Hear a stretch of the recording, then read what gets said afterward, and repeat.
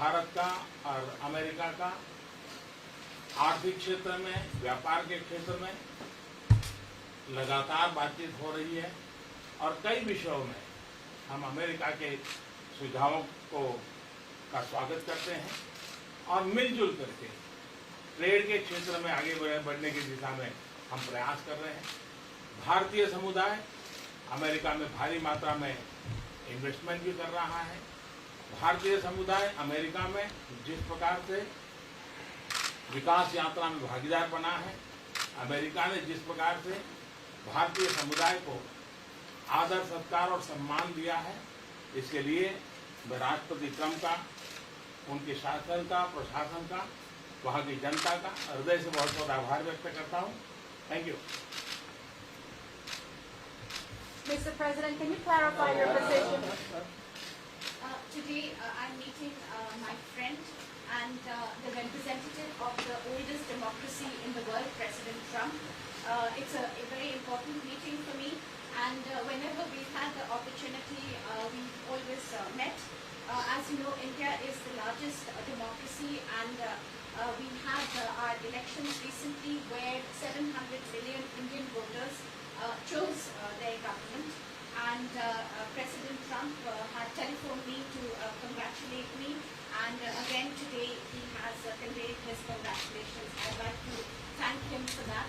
India and the United States are countries which have shared democratic values, and we work for the welfare of the world, and whatever contribution we can make in whichever way, we have these common values, and we work for the progress of humanity, for the world, for continuous progress. We have continuous discussions on these issues. India and the United States, we have been discussing on a continuous basis various economic, trade and commercial relation issues, and on many of these issues we have welcomed US suggestions. Together we are working in the area of trade. We are making efforts to take this forward. The Indian community in the United States has made substantial investments over the years. They have taken part very actively in the development part of the United States, and the way the United States has showered love and has embraced them as their own. For that, I would like to thank President Trump, his administration, and the people of the United States. Mr. President, can you clarify your position on whether you will mediate on Kashmir, please? Well, we spoke last night about Kashmir, and the Prime Minister really feels he has it under control. I know they speak with Pakistan, and I'm sure that they will be able to do something that will be very good. We spoke about it last night at program. Mr. Modi, do you want to add?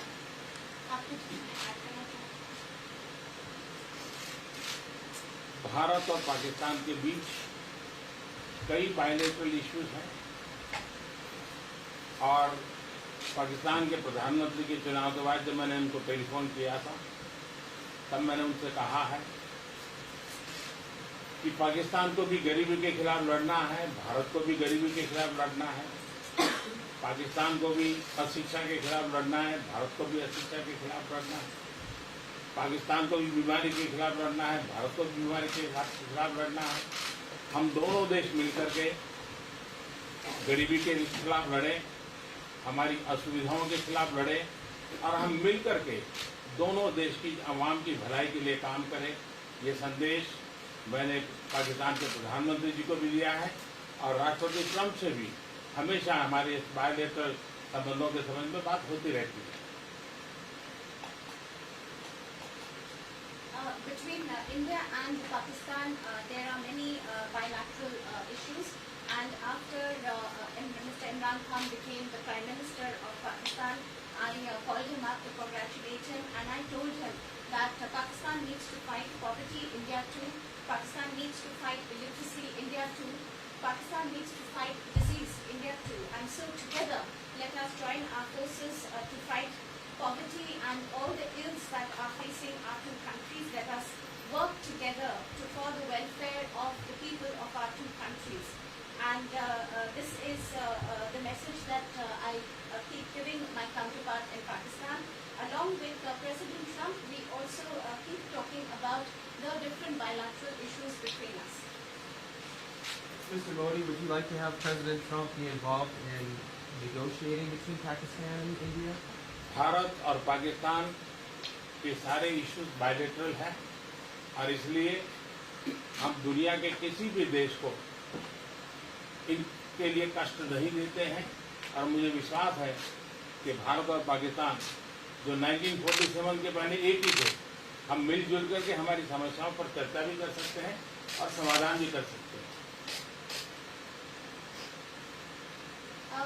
India and Pakistan have all the issues are of bilateral nature, and we do not want to give pains to any country in the world to, in fact, try to do anything in this, because these issues are bilateral. And I trust that before 1947, when we were one country, that even afterwards we can find solutions through discussions. Mr. President, that offer is on the table. I'm here. I have a very good relationship with both gentlemen, and I'm here. If for any reason, but I think they can do it themselves very well. They've been doing it for a long time. Mr. President, the Chinese have said today publicly that it's more low-level calls that have happened, and they're downplaying the significance of the calls to the U.S. administration. I don't know what you mean by that. Low level? The vice premier is low level? I don't think so. I mean, it's in your mind they're low level. What is the position of the gentleman that was quoted in the newspaper today? Well, the Vice Premier Leo Ho came out with a very significant statement, and we've been communicating through intermediaries back and forth with him.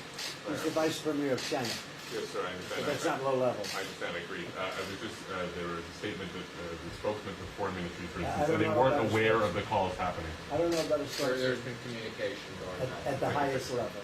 Thank you, At the highest level. Can you clarify the calls, Mr. Modi? No, I don't want to. We don't want to go into. See We what don't want happens. to go into. Hey, look, in the meantime, our country is doing great. We're doing great. The Prime Minister just congratulated me. Everybody that's met has congratulated us on the job we're doing in the United States with our economy. Our economy is phenomenal, best it's ever been. And that's despite the trade deals. And when the trade deals get done, like we did with Japan yesterday, we did a really big, tremendous trade deal with Japan. And we have others coming. We're negotiating now in earnest with the European Union, and because they want to do that. They want to do that, and I do too. So we have, when we get these deals done, our country will be transformed. I mean, it'll be monetarily transformed. It's such a difference between the horrible, horrible one-sided deals that we had in the past. And frankly, past administrations should be ashamed of themselves for allowing that. But we have many of them. One of them is the USMCA, Mexico-Canada. And hopefully that'll get voted on very quickly. Everybody wants it to happen, so hopefully we can make that a bipartisan bill. But we have many trade deals that are doing very well, and including China. And I think it was necessary to go through this, you would say a rough patch, but I'd say maybe much more than a rough patch. But that's okay, because we've been paid billions and billions of dollars.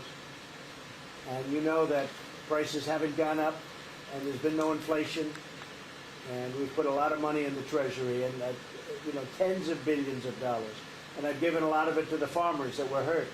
I've been able to give a lot of money, compliments of China, to the farmers that were hurt, because we gave them 16 billion and we gave them 12 billion the year before.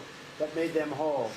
That was the amount of money that China didn't invest in to our farmers, give to our farmers. So the farmers have been amazing, but they're very happy with the job we're doing. But eventually they're going to be the biggest, or one of the biggest beneficiaries. Okay? Did you attend the climate session? Say it? Did you make it to the climate session? Were there any conclusions that you took away I'm from it? going to. In fact, it's going to be our next session. So we haven't had it Do you yet. have a message that you'd like to deliver to? No, I want clean air and clean water. And we're right now having the cleanest air and cleanest water on the planet. But that's what I want. I want absolutely clean air and clean water. Mr. President, just briefly back on China. We saw the comments from Li Hu about wanting calm. Calm. Calm, exactly. Just wondering if you can clarify what you meant about the call. Was that with Mr. Lighthizer? I don't want to talk about calls. We've had calls. We've had calls at the highest levels, but I don't want to talk about that. But the vice chairman put out a statement last night that was a statement and saying that he wants to make a deal and he wants calm. And I think it's a very good word to use, calm. It's not a word that I use that often, but it's a good word to use. And I think it's one of the reasons that's a great country. I mean, they understand. I think that that message also helps with respect to Hong Kong. I really do. I think it makes it easier for Hong Kong to do something. And I think that President Xi will do something with Hong Kong. I really think that message is a good message with respect to what the ultimate outcome is in Hong Kong. Very, very positive message. And we appreciated it. We appreciated it. What else? Anything else? Mr.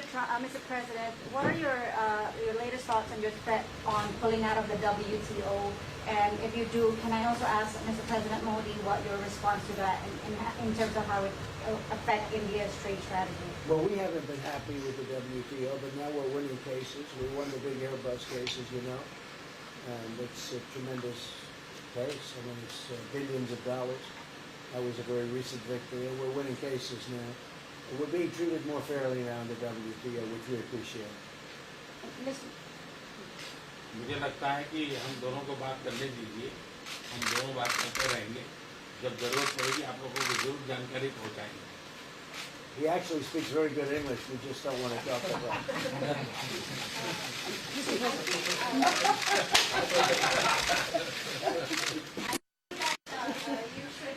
let us discuss these things, and when we feel need, we will communicate to you. Mr. President, Russia has just recently said they have no intention of asking to be readmitted to the G7. However, No, I wouldn't expect that ask, because why would, he's a proud man, he's done a real job, and why would he ask? No, it's something we discussed, and it's under discussion now, no votes or anything, but I would be inclined to say yes, and so would others, and some probably wouldn't be, but it's just a discussion. No, I would think that he wouldn't do that because he's a proud man. He wouldn't ask, but if something would happen, he would be asked, and I'm sure he would say yes to that. do you have any indication from them that they would accept? No, I think it was a very good discussion. It was the initial discussion, but it was a very good discussion. But I think it would be appropriate. I think it would be good for Russia. I think it would be good for everybody. I think it would be a positive. But it's just a discussion that we had. It was a very interesting discussion and very, I think pretty even.